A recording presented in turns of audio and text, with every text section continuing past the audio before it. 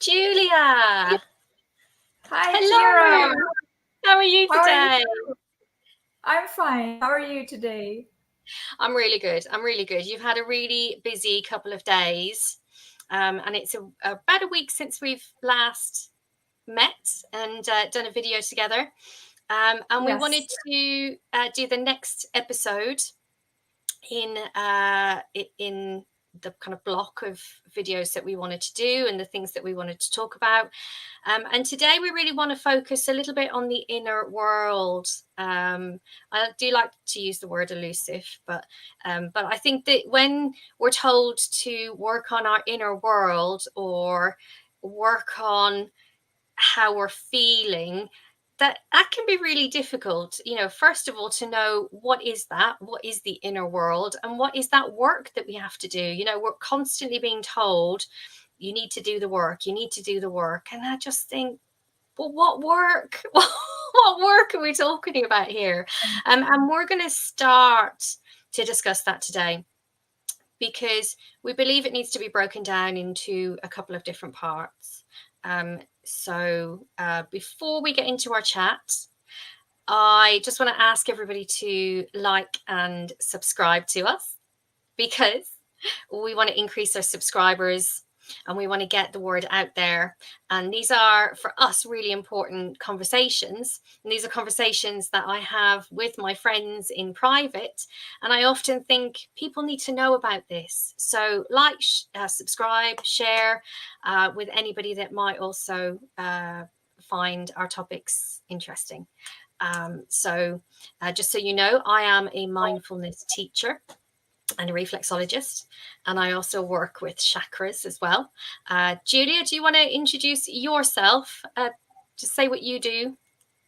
Yes. Well, I guide people through their inner journey and help them to connect with their emotions, their inner child, in order to process blocked emotions or painful experiences in order to empower themselves, and that they are able to help themselves or do these processes with themselves. So this is the work I do, as well as remote energy healing. I use that tool as well. Yeah, in a very intuitive way. So I'm doing it intuitively. So I could yeah. second that, because you did some healing work for me last week and it was superb. I Thank had you. tight muscle in my neck and my shoulders, and it definitely did relieve it for me. So there's definitely something in that. But again, that's another topic of conversation that I want to talk about in terms of the healing side of things a little bit later on down the line. I'm saving that stuff for another couple of months, just because we need to start somewhere, and I want to make sure that we do everything in an order that that we can increase our knowledge over a period of time. Brilliant. Yeah. And all the descriptions will be all the links will be in the descriptions below as well for everybody. Okay, so Julia, so the inner world, what are we talking about? Yeah. We are talking about the universe inside of us. What do you say? What do you want to start with your opinion about it? What is your experience when you started your journey Um, to your inner world? yeah, so with me, I've always been very intuitive as to what's going on with me. I kind of had to be to manage in everyday life at one point. So I've always been quite astute at what's going on inside of myself. But I have certainly worked with people who just don't know even where to start with emotions. What are emotions? What are these kind of feelings that I'm feeling? And often the emotions that kind of stand out to those people are either anger, fear, and frustration. And they don't seem to recognize the joy and the lighter emotions within Mm. themselves. It can be really, really difficult for them to connect with those emotions. So when we talk about the inner world, for me, it's about thoughts and emotions, things that are going on inside of us. It's also about sensations. And it's something that we start with when somebody is learning mindfulness to begin with. And for me, sensations is also physical sensations, and that's okay as well. If we need to start with physical sensations and we need to start with sensory, so being aware of our surroundings, what do we feel? Not necessarily what are we feeling. What are we feeling? Cold, or we're feeling hot? You know, in that sense, Yeah. that kind of feeling. And also, what are we hearing in that moment? Are we smelling anything in that moment? And actually, eating is a really good place to really experience sensory, because you get all of those sensories. You know, our food doesn't necessarily, we don't necessarily hear anything from our food unless you're eating Rice Krispies or something like that. What's it? Snap, crackle, and pop. But yeah, you know, we can start with things like understanding our sensory environment around us, or you know, just stopping and paying attention to any physical sensations that might be going on in our body. And sometimes that's the best place to start, just in my experience. Yeah. Mine too. Yeah, that's how I started. That's how I was able to really kind of stop or disconnecting from the thought process if Yeah, you're triggered, for example, or you're too much in the head.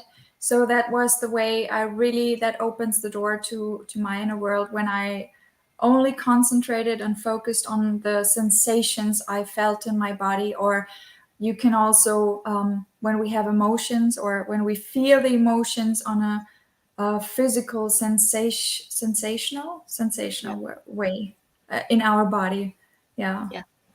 Yeah, it's a Yeah. really good point, actually, and that is something that I usually say is that we spend so much time in our head that actually, by shifting that attention into our body, Yeah. it brings us in alignment, our mind and our body in alignment Yeah. with each other, and that's really, really important, because it is all about balance. Of course, it is. You know, we're too much up here, you know, and not. Mm.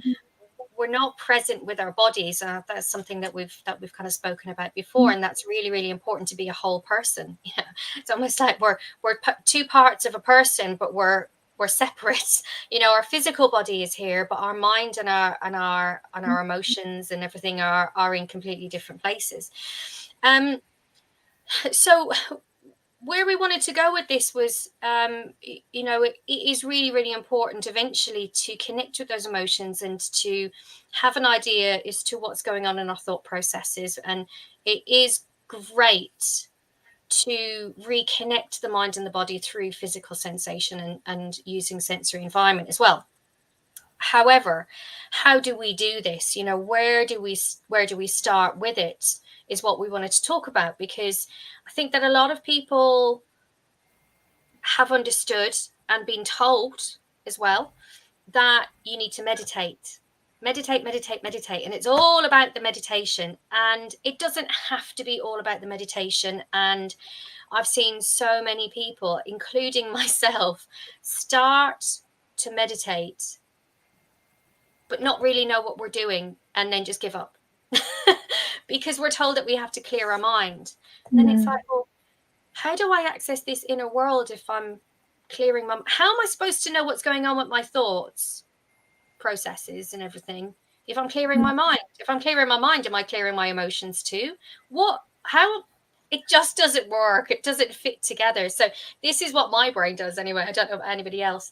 But I constantly ask those questions, and I do think it's really important to understand what we're doing when we are meditating. And Mm. for me, it's not about clearing our mind, it's about being able to bring our mind back to a focus, a particular focus, when the mind does start to wander, because the Mm. mind will wander, and we should expect that. So I think we need to stop putting that pressure on ourselves to clear our Yeah. minds, because that's not going to happen, or it's going to absolutely take a lot of practice over a period of time, and we're Yeah. talking about 6 months to a year, Yeah. in order to be able to slow down the mind enough to be able to clear the mind for, you know, 5 minutes, 10 minutes, you Mm. know.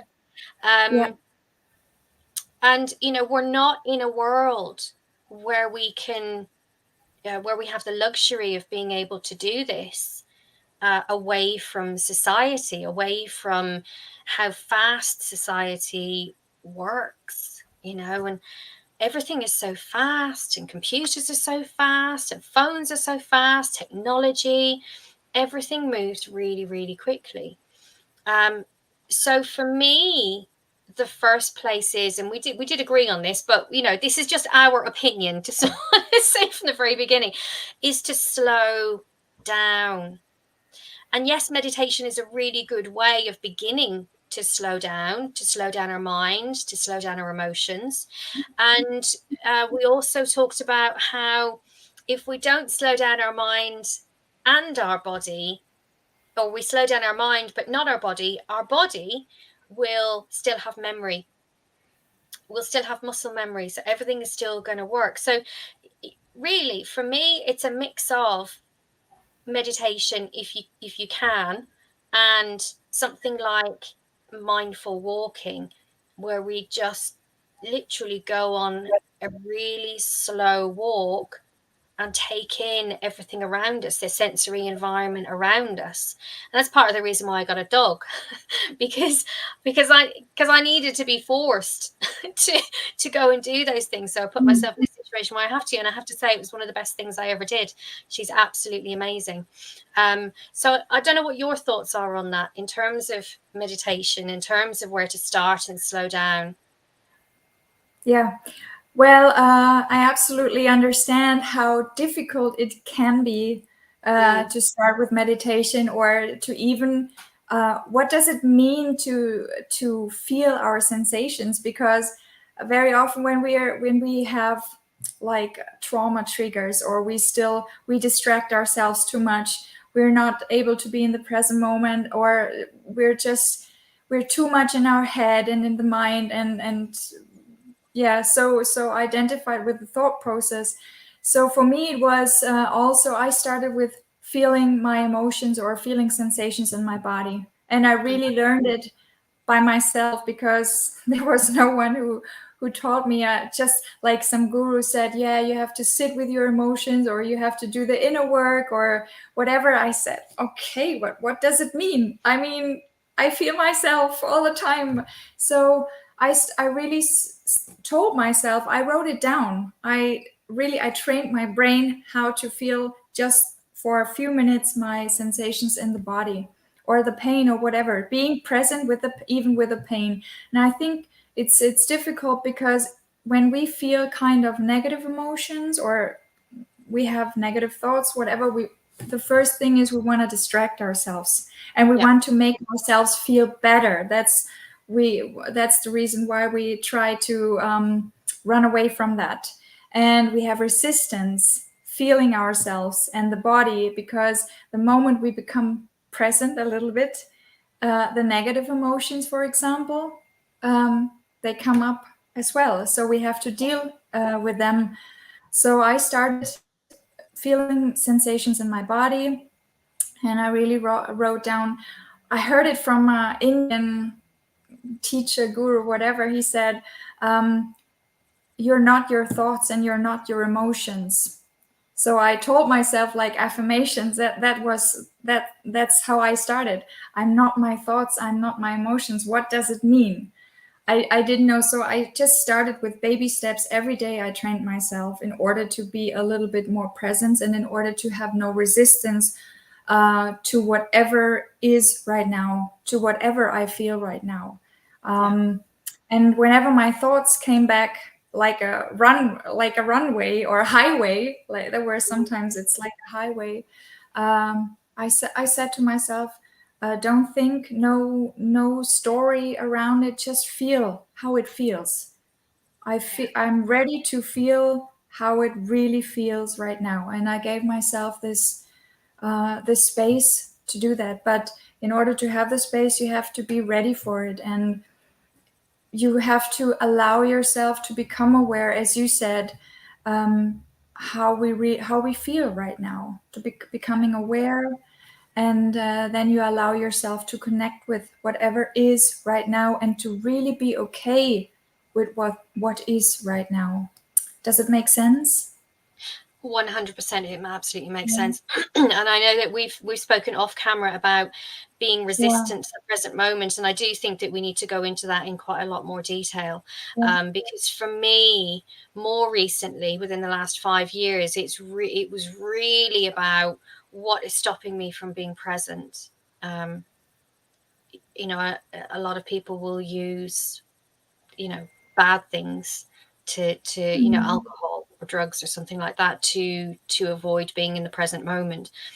You know, and over time you just get more knowledge and more awareness of when you're avoiding, and overcoming that. And I just, yeah, that's a really amazing subject. May I? Yeah. Yeah. Yes. Go on. No, I don't want to interrupt. Okay. I don't know. My brain is just slowing down. My brain is slowing down as we're talking about slowing down. Yeah, absolutely. Resistance to the present. And so really it's all about the now. So I'm gonna bring in, you know, another thing, you know, that people might have heard of, you know, it's all about the now, you know, being in the now, the power of the now. There's all of these books as well. The people that are watching our video may have either read or listened to in the past. I certainly know that I've read The Power of Now and The Celestine Prophecy and all those kind of books, long time ago. But yeah, it really is all about the now, and that's what we mean by being in the now. It's slowing down and being present with ourselves, and bringing in line our minds and our bodies together. You know, and I do think that it's really important that we understand that that is the focus, and that is the only focus that we need to have in order to be able to come back to being a whole person, and starting to understand ourselves and our inner world. And it is really important. Slowing down is so super important. Okay. So there's a couple of other things as well. So we've mentioned mindful walking, we've mentioned meditating. Please don't put too much pressure on yourself. You know, the object is not to clear the mind, but it is to train the mind to be more in the present moment. And, you know, one of the things that I do say to my clients as well is that don't expect to be in the present moment in every moment in your day. Actually, by taking, you know, even 10 minutes out every day and focusing your mind, or training your mind to be in the present moment, that the benefits that the benefits you will have, you will receive from just doing those 10 minutes will automatically lap over into other areas of your life. And that's just the way it works, and we have to just accept that. So you're not expected to be, you know, in the present moment every moment of your life. And the other thing is, being in the present moment doesn't necessarily mean that you have a hyper focus of some description. So it's not like you've got super hearing or super eyesight or super sense of touch or anything like that. It's just about, is your mind taking in what is happening for you in that moment? Is it taking in the environment that you are in? You know, am I taking in the environment of the room that I'm in? You know, or am I thinking about the past, or am I thinking about the future? You know, am I becoming anxious about something that I haven't even done yet? Or am I thinking about a list of things that I should be doing in this present moment and not actually relating to you on camera? You know, all of these things. So am I doing all of that, or am I just here in this moment with you? And that doesn't mean that the memory gets any better either, unfortunately. It doesn't mean that, you know, that I get some kind of super memory.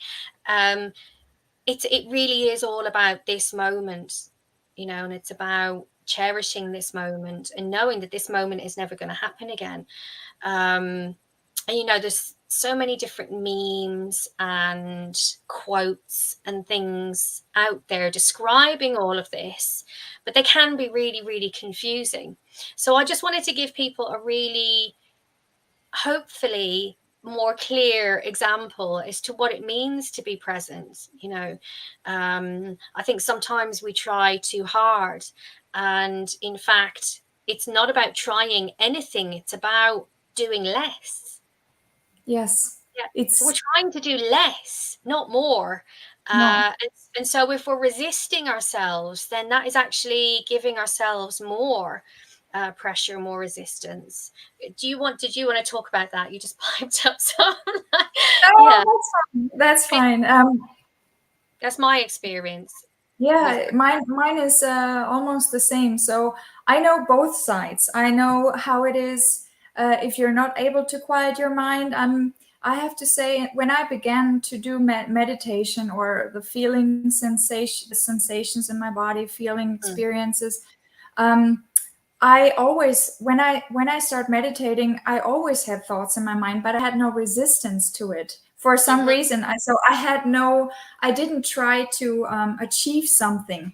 I was like so open, and I surrendered to everything that was, or I was able. So I allowed myself to think thoughts, and then I reminded myself to come back to the focus again. And the more I practice it in the meditation, but sometimes it took me then long, but I allowed myself the thought process, and then I become aware, and I said, okay, come back to the focus again. And the more we try to do this or practice it, the easier it gets. And I also think there are so many things to say that I think in order to be a little bit more quiet is also calming down the nervous system, because when we're always in a rush, in a hurry, and we're distracted with our mobile phones, there's so much distraction outside. It's really not easy to have control over our minds. And I also know how this feels, or I experienced this also, even if I know how to meditate. But I also catch myself where I'm too much distracted, or I don't feel like doing a meditation, or I distract myself for some reason. So I know that as well. Yes. Yeah, absolutely. Yeah. And before we came on, we were both saying, at most times in our journey to getting back control of our own minds, which is something that we just never knew how to do, and we weren't taught how to do. We didn't learn from anybody in particular. So that's why it's a learning process from us. But in generations to come, hopefully it will be something that our children will automatically know how to do, because we'll be able to show them by being a role model for them, or hopefully in schools they'll start doing more things like meditation, and getting allowing children to understand their inner world, and allowing children to make mistakes and learn and grow. And I can't remember what else I was going to say. It's one of these days, isn't it? Today. Same to me today. I wanted to say something, and I lost the thought. Off camera we have so much to talk about, and then we get on camera and it's like, I don't know, I forgot that thing that we were talking about earlier. But anyway, we'll move on. So one of the other things that you mentioned as well was focusing on a candle flame. Can you tell us more about that? It's something that my mum does, actually, and has done for a long time, and she's always found it super, super helpful. Always suggested it to me, but I've never actually done it. But can you tell us more about that? Yeah, it's a really helpful practice if you have problems, or if we have problems to sit still or to focus on something and quiet our mind. It's just sitting in front of a candle and staring into the light of the candle and focus. Just sit there, put the candle in front of a white wall or something white in the background, and then just give yourself a few minutes staring into this candle.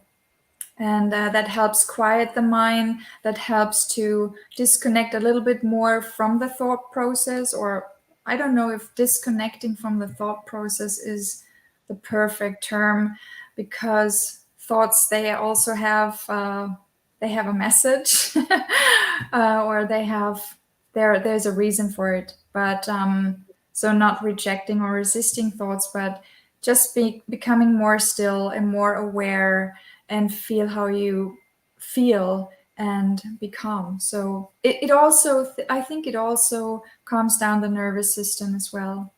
Yeah. Yeah, that And sounds really good. Yeah. 5 minutes a day, and then going up to 10 minutes. So this would be fine. I think it's very helpful. Yeah, I've spoken to loads of people who have found the candle staring really, really helpful. Yeah. And one of the things in mindfulness that we start with is, you know, using the breath as a focus as well. I wanted to mention, and that's because the breath is an automatic thing that we do. So it's not something that we have to think about. So we just lay our attention with our breath, and then when the mind wanders, then bring it back. And that's really probably one of the most popular Yeah. ways of meditating. And even if you do that for 5 minutes a day, if you haven't got a quiet space at home, or a quiet space in a garden, or, you know, your own safe space somewhere, you can do it anywhere. You can do it in the car, you can do it, you know, Yeah. sitting on the sofa, anywhere, just for 5 minutes. Just close your eyes and just allow your awareness to just fall on your breath, and just to be aware of your breath. So it's like really being able to take a step back from our thoughts and our emotions, and just being in the moment. And it is incredible what happens as a result of just being able to do that. Now, one thing I wanted to say is it does involve a lot of trust, because I think very often we have a goal that we're trying to reach. We want to, you know, completely clear this anxiety or this depression, you know, that we've been feeling. And, you know, it's horrendous. It can be really, really horrendous. And you just want to be out of it. You want to be out of it straight away, out of it now. And if you are in the middle of a crisis of some description, or you're really suffering at that particular time, don't start trying to do these things. You know, wait until you have a period of time where you feel like you can, because it's about learning. And that's not the best time to learn. Learn when you can, so that when you do have a crisis next time, that you are able to then use Yeah. those skills during that process that you're going through. So it does involve a lot of trust, in order to be in the moment, and trust that actually being in that present moment more often will help. But if I can say it like this, and I might be repeating myself, but it is like taking a bit of a step away from our thoughts and our emotions, and being able to view our emotions like a friend. And we're allowing those emotions and those thoughts to happen without stepping in and wanting to change them or resist them, and Yeah. just watching them. You know, there is something incredibly powerful with that. Yeah. I don't know if you have any thoughts about that, but it does require, you know, can require trust, which can be difficult for people. Absolutely. And sometimes we don't feel that we have enough resources to deal with it, because in order to really allow them, we have to feel, as you said, trust, and kind of, yeah, how to deal with it, how to let them be, because Yeah, we're so afraid that maybe it's like a tsunami that that is, how do you say, kicking off, or just yeah, overwhelming. It's very overwhelming, and we don't yeah, know how to deal with this, and we are afraid, like opening the Pandora's box maybe, yeah, and what is then. yeah. So there's a lot of fear around that. Mhm. So that's the reason why we resist it. But I think it's very important to be very gentle, as you said, with ourselves. Yeah, And first of all, if there, as you said, like a crisis, trying to do something calming the nervous system, being in a safe place, safe space, safe place, that we really do everything to feel safe first, in yes, order to go to do further steps. That's what I think is important. What is your opinion? Yeah, absolutely. Because I think being vulnerable can be really difficult Yeah. for people. It's certainly Yeah. something that I've had to bring my attention to more recently as well. Yeah, it can be really, really difficult, particularly if you have, opened up to people in the past and it's not gone very well, and you've not been allowed to be yourself and feel what you're feeling and think what you're thinking. And so it really is important. And just to go back to the mindfulness stuff there again, is that trust and acceptance is there are really important attitudes to have when it comes to practicing being in the present moment as well. For that very reason, it's trusting that you will be okay, that it's okay to let go, and allow yourself to be, internally and externally, and non-judgmental as well. It's not to, like we said, you're looking actively to do less, not more. So that is really enough to be working on, for the moment, but before we Absolutely. yeah, so before we can do anything, we still have to slow down. So here's a question that I have that I've had for quite a long while that I do like to answer.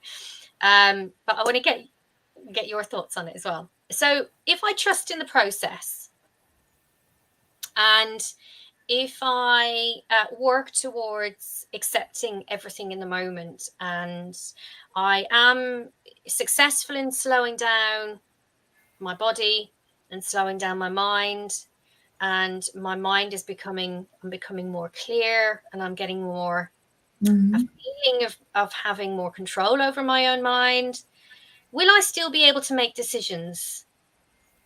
Absolutely. I think from this place, Because if I clear my mind, how am I supposed to? Do I still think? Do I still feel? Am I switching those things off, or how does that? no, absolutely. So it depends on what people assume with the term clearing the mind. So that doesn't mean we delete the mind. It's not possible. Absolutely. I think clearing the mind is being able to connect more with our inner being, instead of being so identified with all the story, with all the past, with all the future, with all the fear, with all the identification with what was and what should be. It's just being more present with ourselves, connecting more with our inner being, and being more in control of our minds, of our thought process. So we can easily, from my experience, I felt that I was able, or when I did the meditation, or when I do the meditation, I can just separate myself a little bit from the thought process and just being aware and very still right now in the present moment. And then you open up, you surrender to everything. And I think this is also where we connect with our intuition even more and deeper, and we can download knowledge and wisdom, and we connect to inner wisdom as well. So from that state, I think we can make the best decisions ever, I because agree. It's like we are incredible magical human beings, and every day we're resisting that. So what we're doing is, by slowing down, we're becoming more aware of each way that we resist being ourselves, being our true authentic selves. And it's really important to break that down, because unfortunately I think that, and this is just my opinion, that the more that we deny ourselves, and the more we are living our lives inauthentic, we are going against the grain in that sense, and it can lead to illness within our bodies, so it can eventually affect the physical body. But I think for most people it really starts with mental health, and absolutely, I completely understand that, because our minds control, you know, is the kind of control center for a lot of who we Yeah. are, in that way. So yeah, so it's breaking that down. I don't know if you have any thoughts on that.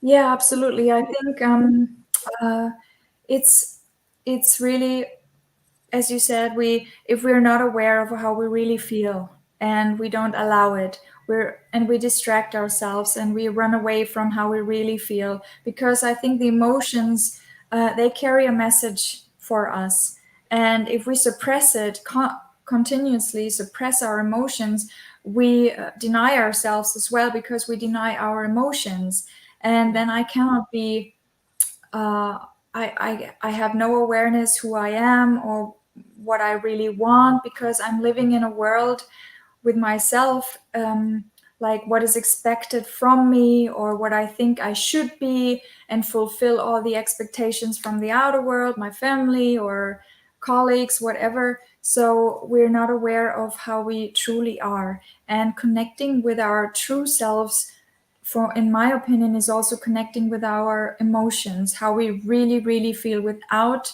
denying them, suppressing them, disowning them, connecting with them, and listen to them, really Yeah, listen to them and feel how it really feels, feel the emotions in the body, because this is the doorway to connect with our true selves, and also this is the key, to resolve it, to resolve what is unwanted, let's put it that way, or what we're resisting. That's from my experience, that is the only kind of way to, in order to resolve it and to even connect more with our true authentic self.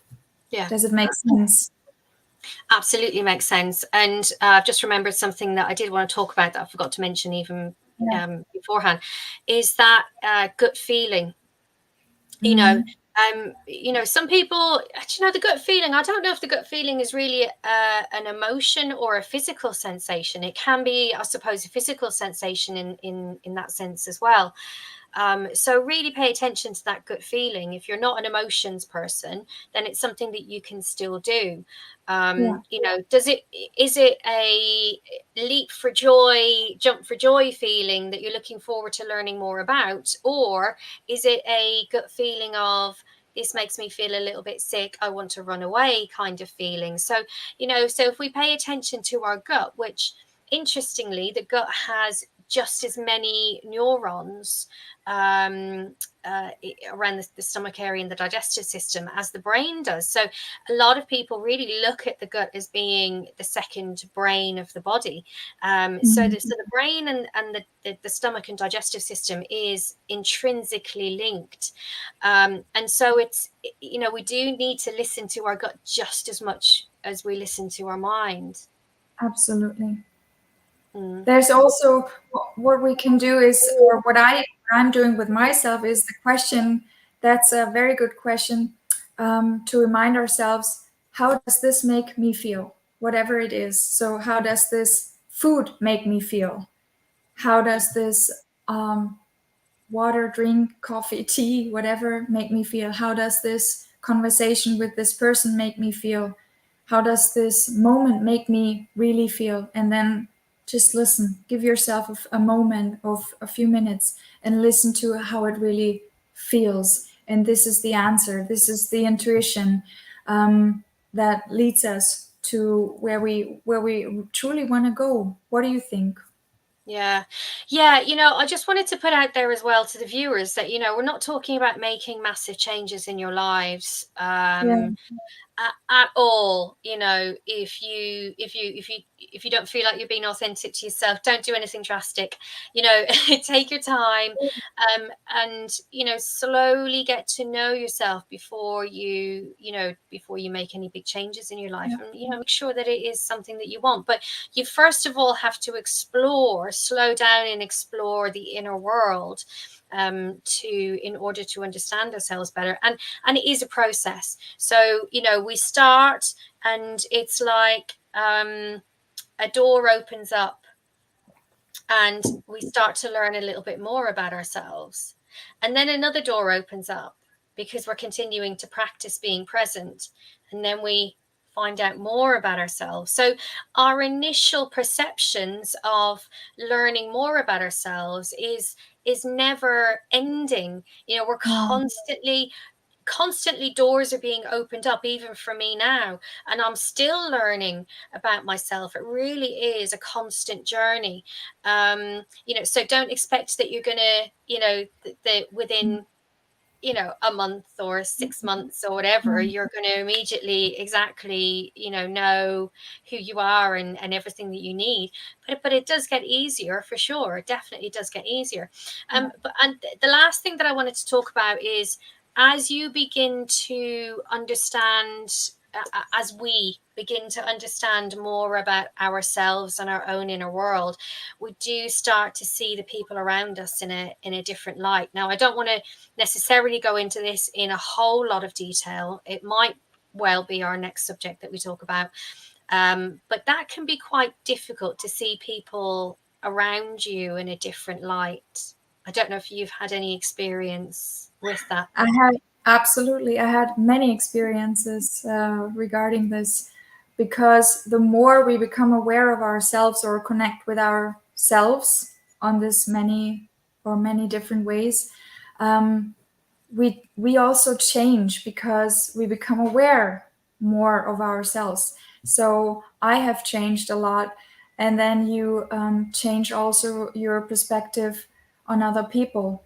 And there sometimes you walk away, you evolve maybe, or you become conscious of things, and then you feel kind of discrepancy towards the other people or some friends. Maybe it could happen. It happened to me as well. So my life changed, and then everything else changed as well. Some things, they didn't change; they're still the way they are, and it's because you change your awareness, and that changes everything. But it's like it's not being thrown back or something. It's like becoming more clear, and as we change in frequency and vibration, so we change the point of attraction in our life as well. And whatever we thought maybe was a healthy friendship or a healthy relationship, or just it maybe turns out that it wasn't, and Yeah. it's better to move away, or to go in a different direction without making the other person wrong or bad or something like that, or that I was wrong or bad. But it's just like we're now on a point where we have to change. We have different directions and a different path.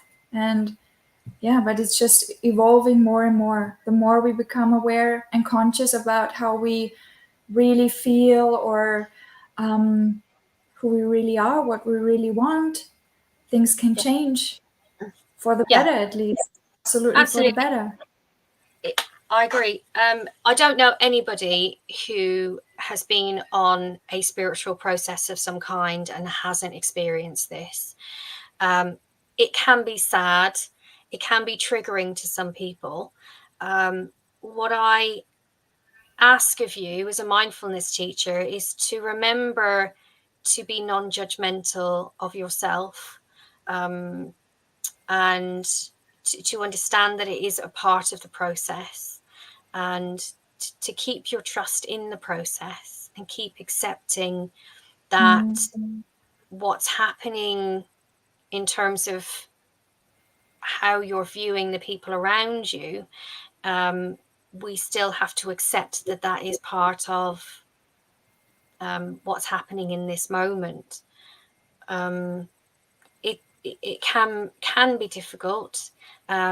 Sometimes we find that the people that we didn't necessarily give our time to in the past, we start to become closer to those people. So there are pros as well. There are benefits, and as you say, we are one of the I've done a lot of research around the physical and energetic body, and as you say, we are electric, because Mm. electricity is in our bodies to work our minds and work Mm. our neurological system particularly, and we're also magnetic, and so we do draw to us the people who vibrate on, or where their voltage is the other term, matches ours. And so it really is a progression. You know, I want you to see it as a progression of your mental health and your stability, rather than something that's it's not a good or a bad thing. It just is. Certainly, I think that's where I've got to in my life. If something happens, it's not a bad thing. It's not a good thing. It just is a thing, And that doesn't mean to say that I don't have emotions around that particular thing that's happened. It just means that I can observe my emotions and not get caught up in a roller coaster with those emotions. I and think that's my experience. Yeah.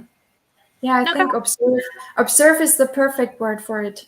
Being try to practice that. We try to practice observing what is, instead of, or judging judging it on some level. Just observing and being okay with it is as it is, with no judgment. Yeah, absolutely. I think we'll end it there today. What do you think? Was there anything else that you wanted to say? No, Until you said a lot of really good things. You mentioned I really got a on lot a of roll. things. I got on a roll. So we'll see all our viewers again next week. We're going to do this for a few weeks and until we run out of topics and conversations, but we really enjoy this, so we hope that you do too. Again, please like, share, subscribe. Our links are in the description below if you want to get in touch with either of us individually. And until next week, thank you so much for watching. We really do appreciate you. We want to grow this channel. We want to be able to do more content for you. So let us know what you think. Yes. Thank you, Ciara, for having me today. Thanks, Julia. Take care. Talk soon. Yes, you too. Bye. Bye.